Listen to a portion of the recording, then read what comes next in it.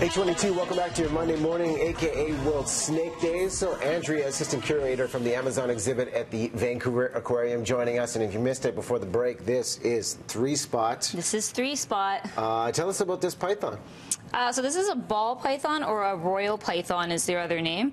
And she's just about 30 years old, and she's been with us for about 18 years. 30 years old. What's the average lifespan of a snake?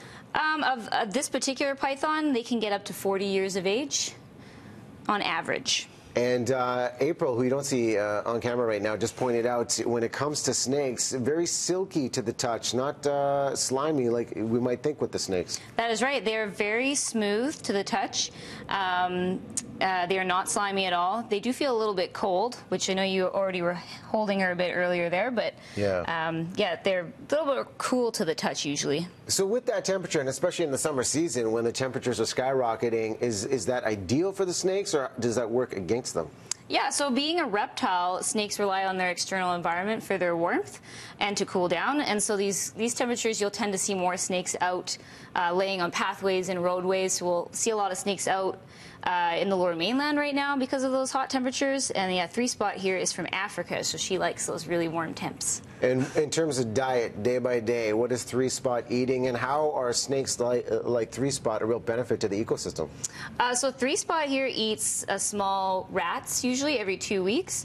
So most snakes of her size will eat things like rats and mice. So that makes them natural pest control for the environment. So they're really, really important for our ecosystems. And there's a lot of myths with the snakes. I mean, very calm demeanor with Three Spot right here. When should we be concerned about the risk factor with the snakes? Well, ball pythons in general are usually pretty chill snakes. And these guys are very used to being handled. We work with them quite frequently to be this calm. I mean, usually snakes will let you know that they don't want to be touched by striking at you, but that's usually kind of their last resort. They are way more afraid of us than we are of them. And you pointed out about the tongue. What does the tongue mean? What sense are they picking out? So snakes smell with their tongues, and you can, if she sticks her tongue out there, you'll see that it's also forked, just like we have two nostrils, which helps them tell which direction their scent is coming from. Of course, she's not going to do it now. She's like, no. And what about the idea and the risk of snakes eating humans? When does that actually happen? Can that actually happen? I mean, there is records of reticulated pythons eating people. I mean, the records are small. Green anacondas, which most people think eat people, there is apparently no records, official records, that they have eaten a person. This snake could not eat a person. Generally, snakes can eat something that's as big as the biggest part of their bodies. So you can imagine you probably wouldn't fit inside of Three Spot here. So there's really not that much chance that's going to happen to you. And for people that are fans, and obviously you can go down to the aquarium today, come learn about snakes, what is the best way to help the snake population? Because I've also heard some snake populations in decline.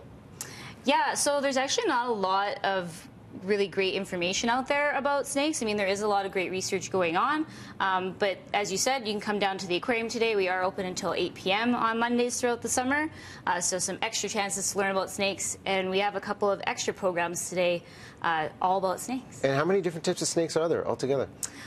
There are almost 3,000 species of snakes in the world, and we have 9 of them right here in BC. Okay. So there you go. That's your chance to learn. You can follow along on Twitter as well, at Van Aqua. There's that tongue, as Three Spot, getting the sense of what is going on here in studio. Andrea, thanks so much for coming by. Thanks for having us. Okay.